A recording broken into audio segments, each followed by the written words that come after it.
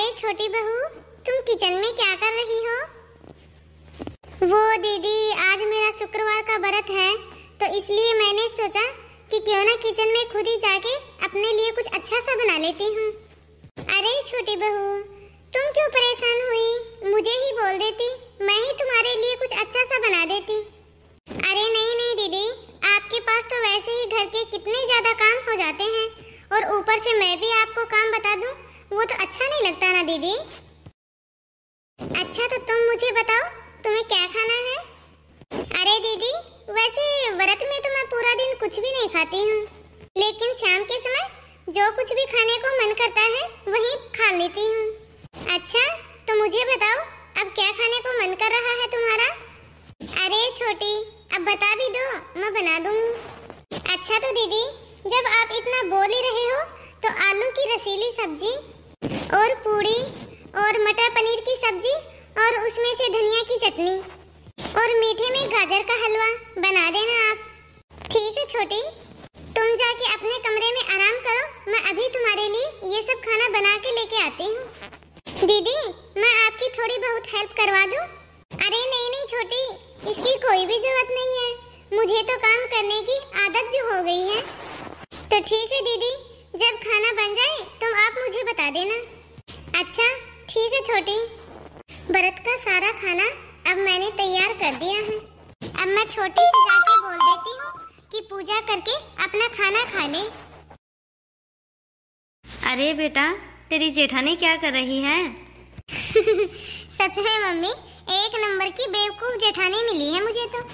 आपको पता है माँ, आज मेरा अच्छा खाना खाने का मन था, तो इसलिए मैंने अपनी जेठानी से झूठ बोल दिया कि आज मेरा शुक्रवार का व्रत है, तो वो तुरंत ही मेरे लिए अच्छा अच्छा खाना बनाने में जुट गई। अब तो वो मेरे लिए व्रत की थाली तैयार करने में लगी होगी। आपको पता है मम्मी, आज सासू जी ने सरसों का साग, मक्के की रोटी और गुड़ की चटनी बनाने के लिए बोला था। तो आपको तो पता ही है मम्मी कि मैं ये सब नहीं खाती। सरसों का साग तो देखते ही मुझे उल्टी आने लगती है, तो बस मैंने थोड़ा सा झूठ क्या बोला और दीदी तैयार हो गई इतना सारा खाना बनाने के लिए। सच में मम्मी, ससुराल में ऐसी बेवकूफ जेठानी मिल जाए तो फिर तो क्या ही कहना। वो तो सारा दिन घर के छोटे हो या फिर बड़े, सबसे पूछ पूछ के उनकी मनपसंद का ही खाना बनाती हैं।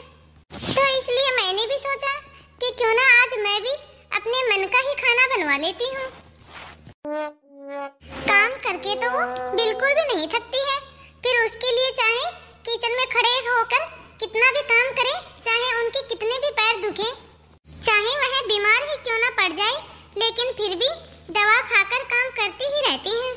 मेरे लिए तो बहुत ही अच्छा है मम्मी, सारा दिन तो वो आगे आगे होकर काम करती रहती है, तो मुझे तो कुछ काम करने की जरूरत ही नहीं पड़ती। अच्छा बेटा, और तेरी सास, वो तुझसे कुछ भी नहीं कहती? अरे नहीं नहीं मम्मी, मैं तो उनकी लाडली बहू जो हूँ, और वैसे भी अभी मुझे इस घर में आए हुए समय ही कितना हुआ है। सासू माँ तो जेठानी को अपने पैरों के नीचे दबा के रखती है, कभी भी उनसे सीधे मुंह बात तक नहीं करती, और मुझे तो अपने सर का ताज बना के रखती हैं। इसकी वजह क्या है, आपको पता है माँ? नहीं पता बेटा, जरा बता तो सही। आपके दिए हुए तोहफे, साड़ी, और आपने जो शादी और पगफेरे में अंगूठी और जो मोटी वाली चेन दी थी ना, उसका गुणगान तो वो सारे मोहल्ले में और रिश्तेदारों में करके रखी है।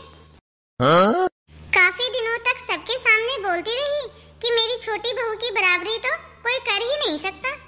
अरे वाह बेटा, ये तो बहुत ही ज्यादा अच्छी बात है।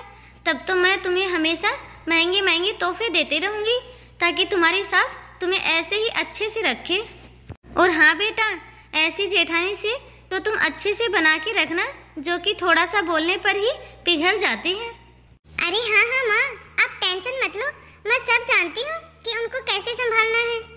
अरे बेटा, तुम ऐसा करना कि अपनी पहनी हुई साड़ी अपनी जेठानी को गिफ्ट कर देना, क्योंकि वो गरीब घर की जो है, तेरी पुरानी साड़ी से ही खुश हो जाएगी वो तो।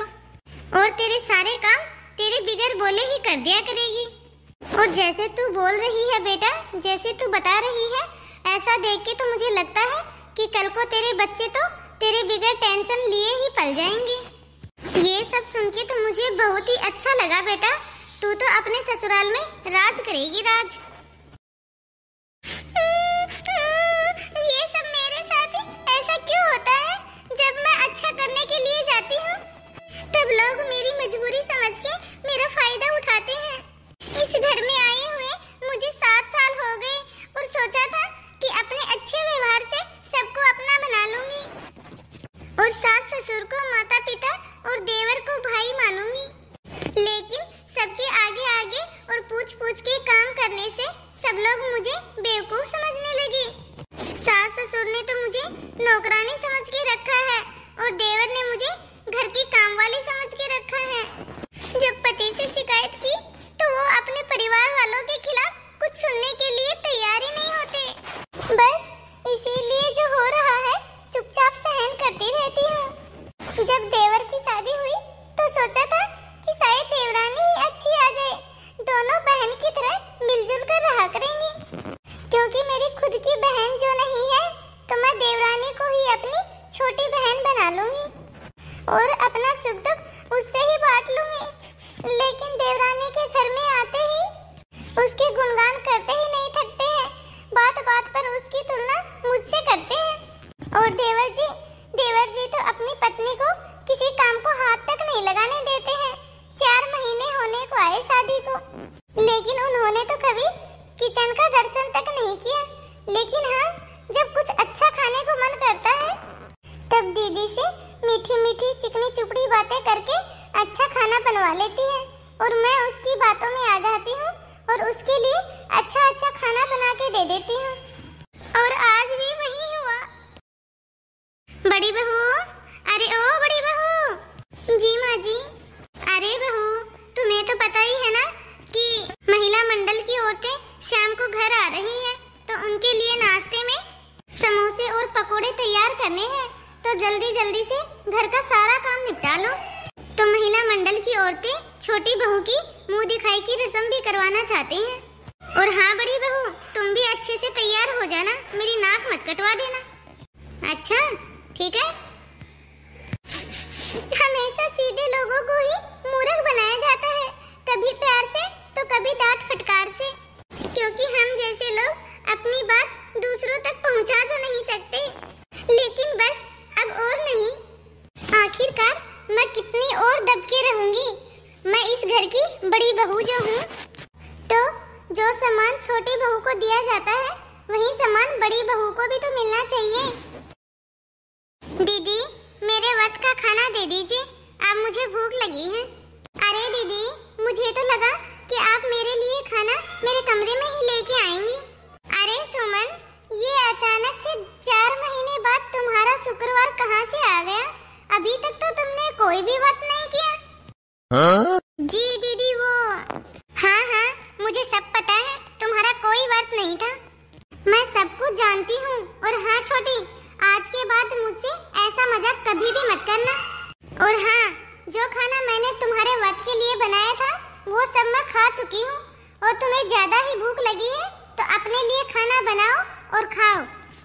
और हाँ, आज से दोपहर का खाना तुम और शाम का खाना मैं बनाऊंगी। अब पूरे 4 महीना हो गया है तुम्हारी शादी को। अब तो तुम्हारे हाथों की मेहंदी पूरी तरह से उतर चुकी है। अब तुम्हें किचन में आने का कोई परहेज नहीं होना चाहिए। बड़ी बहू, ये क्या तरीका है छोटी बहू से बात करने का? ये बेचारी नहीं बहू है तो तुमने इसे अकेला समझ लिया क्या? भूलो मत, मैं छोटी बहू के साथ खड़ी हूँ और ज्यादा हुक्म चलाने की कोई जरूरत नहीं है, समझी ना? अभी हुक्म चलाने के लिए तुम्हारी सास है, समझी? आज तक जो इस घर में होता हुआ आया है वो ही आगे होगा। और एक बात तुम हमेशा याद रखना, ये मेरा घर है और इस घर में मेरे नियम कायदे चलेंगे, तुम्हारे नहीं। अगर मैं आज चुप रह गई तो ये लोग हमेशा मुझे ऐसे ही दबाते रहेंगे। हाँ मम्मी जी, मैं मानती हूँ कि यह घर मेरा नहीं है, तो ऐसे देखे तो कायदे से फिर ये घर आपका भी नहीं है। जैसे मैं इस घर की बहू हूँ, वैसे आप भी तो इस घर की बहू हैं। और घर की सभी बहुओं के लिए नियम तो एक समान ही होने चाहिए। और जैसे मैं पिछले 7 सालों से इस घर का काम करती आ रही हूँ, वैसे ही देवरानी जी को भी अब घर के हिस्से का काम करना चाहिए और हम दोनों का काम भी आधा आधा बढ़ जाना चाहिए। इसलिए आज शाम से चाय पानी और नाश्ते की व्यवस्था सुमन करेगी और आज ही नहीं बल्कि आज से हमेशा एक टाइम का खाना सुमन बनाएगी और एक टाइम का खाना मैं बनाऊंगी। देखा बेटा, तेरी बहू कैसे जुबान चला रही है और मुझे सिखा रही है कि घर के नियम कायदे कैसे बदलने हैं।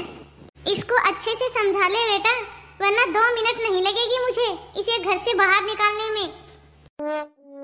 फिर चाहे मेरी तरफ से यह अपने मायके जाए या कहीं और।